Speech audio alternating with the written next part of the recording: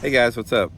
Welcome back here to today's episode of Intuitive Angling. And man, I really appreciate you guys coming by the channel to hang out with me a little bit and watch the video. Always very much appreciative of that.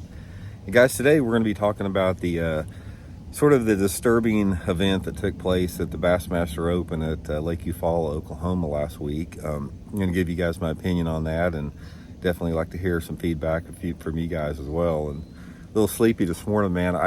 Most mornings I'm up at like 5:30 in the morning, and I had a rare opportunity to sleep in a little bit this morning, so I slept in till like 8 o'clock, which is unbelievably rare for me. So just now starting to get up a little bit, but it did feel good to get us a chance to sleep in.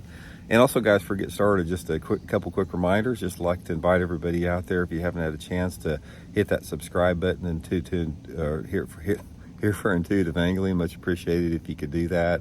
Right now, about 40% of the people, only about 40% of the people that watch the videos are subscribed. And also a big thank you to everybody out there that's been using all the links I put in the description to help support the channel. Big thank you from me and my family.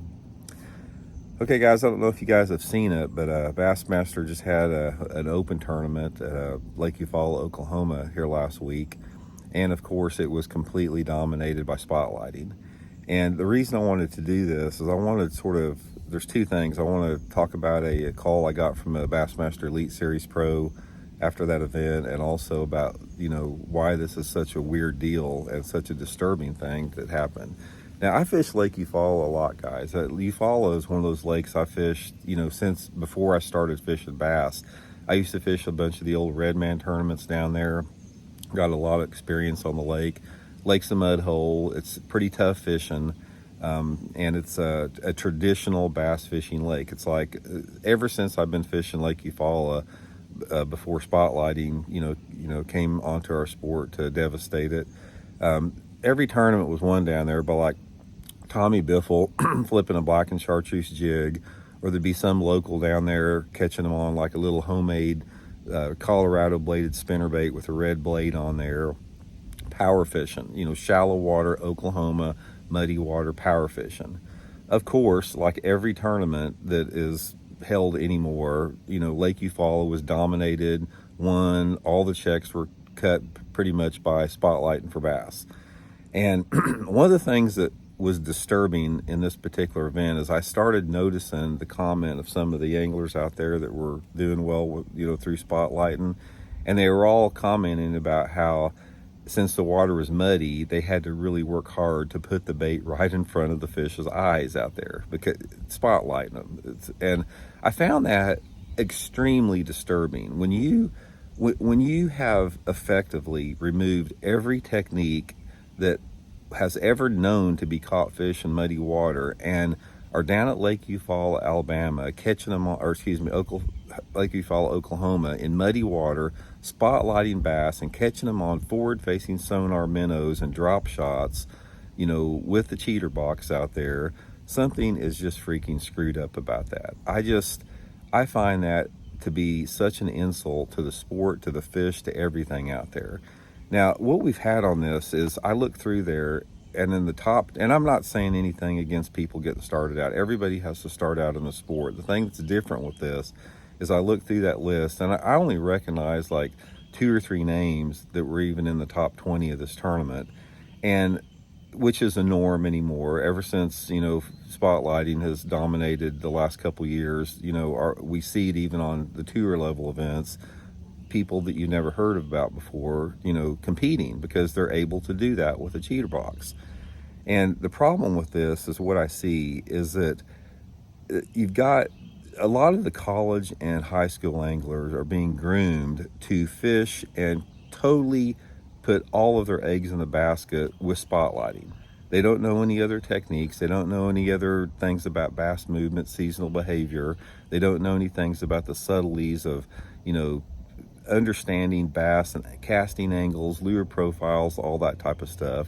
All they know is everything that's centered around forward-facing sonar minnows, maybe a little jerk bait, a drop shot, a Nico rig, something like that. Something they can throw and put right in front of a fish's face that they're looking down at a screen and seeing. And effectively, what it's done, aside from the tournament organizations forcing anglers to have to do that, and basically encouraging anglers to do that. It's creating a generation of very weak bass anglers that are connected to this umbilical cord. Now, the weights that it took to do well down at Lake Eufaula are abnormally high. I would venture to say, guys, if you took the spotlighting out of the Lake Eufaula event, I bet it probably would have taken at least 10 to 15 pounds less to win that tournament without the spotlighting. I looked at some of those weights, into June here, abnormally high. You just don't catch them like that normal bass fishing. So it creates this illusion of better fishing in the lakes we have, and it's beginning to create this generation of very limited, weaker bass anglers in terms of overall bass fishing skills. Now, after this happened yesterday, I got an interesting call. I got a call from one of my friends that fished the Bassmaster Elite Series.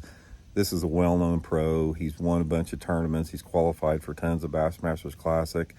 And guys, he was freaking frustrated. He was basically saying, Randy, he goes, I have worked for decades and decades and decades to hone my craft. He goes, I've tried to master every skill in fishing.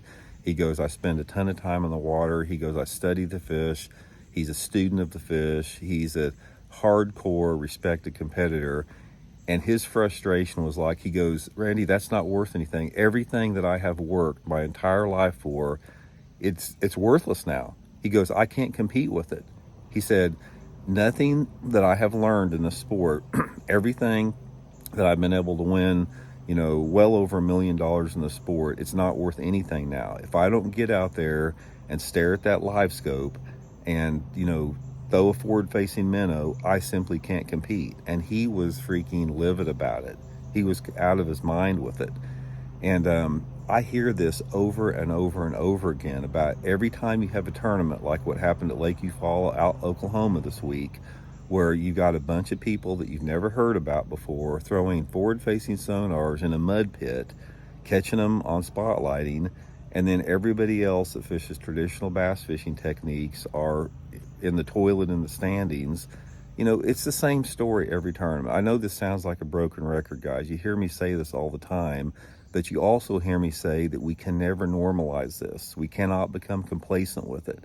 And it's the same thing if you guys saw the video I did yesterday on Mississippi reducing the creel limit on crappie because of the 3-year study they did on the negative impact live scope is having on the fisheries. It's the same thing with the bass. I mean, you can correlate that exact same thing. I had another friend of mine call 2 days ago up there. He fishes a lot of the lakes I do here in Missouri, and he was frustrated. He was like, what the heck's the matter with our lakes here? He said, I have never seen the fishing so tough that it's been the last 2 or 3 years. And we all know what it is. It's live scope. Forward-facing sonar is the reason. And people think they got to have all these studies and these conclusive studies, and they got to have this data behind it, and they've got to do all this research in it. You don't have to have that. You need to listen to the dudes that know what they're talking about, that have actually fished these lakes. They were fishing and competing on these lakes before a lot of these fisheries biologists were even born. They know, they've seen the trend, they understand what is going on, even if they don't have a fisheries biologist degree. And it doesn't take freaking Einstein to see what's going on here. Forward-facing sonar is not only devastating and diminishing the quality of our fisheries, it's completely transforming and morphing the sport and making people that have spent decades honing their craft to an expert level, it's made that worthless. And there's no reason for it. It's like people talk about the frustration of there's nothing you can do about it. The genie's out of the bottle. You can't stop technology. It's too much money in it, that type of stuff.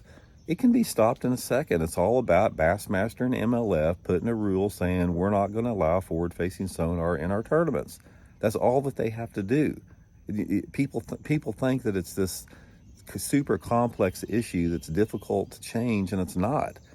And we're going to be talking about a lot, guys, coming up about obviously Bassmaster is going to make some type of rule change on forward-facing sonar because of the outrage of the public with it. But we know what's going to happen. I've already heard the rumors. I've already heard the rumors legitimate or, reaffirmed by a bunch of people. Bassmaster is going to reduce the screen size a little bit, probably allow 60 inches of screen, which is still 5 units. You're not going to be able to use multiple live scope transducers. You're still going to use, you can only use one live scope transducer. That's not going to change crap.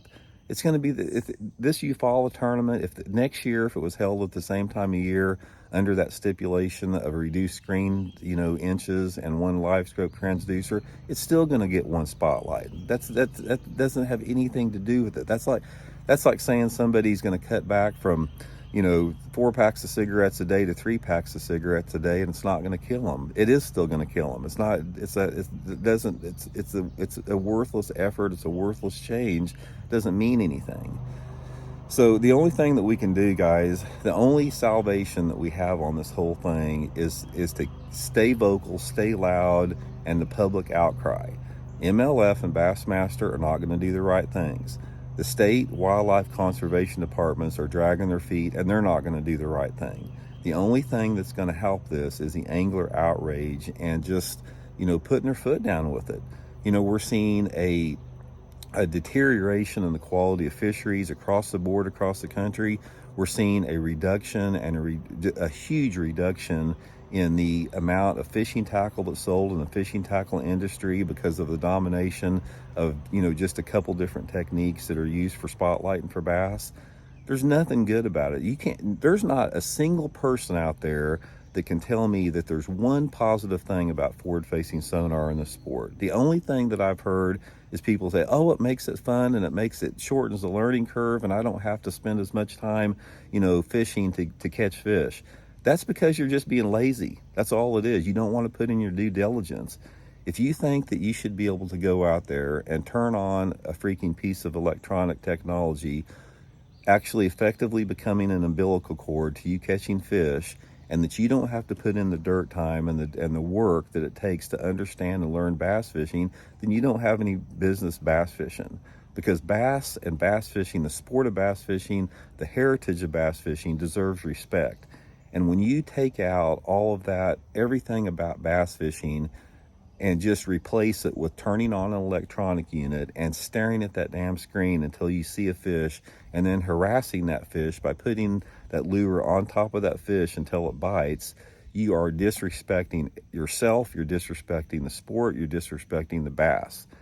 So anyway, guys, I'm sort of disgusted by that tournament. It doesn't surprise me. I knew it was going to happen, but in the reality, when it actually happens, you realize how, the world we find ourselves in competitive fishing due to spotlighting is just depressing. So anyway, guys, stay vocal, stay loud, stay on top of it. Email and write the tournament organizations, email and write the wildlife conservation departments. Let's try to get this crap out of here, save the sport of fishing for the next generation. So we'll talk later.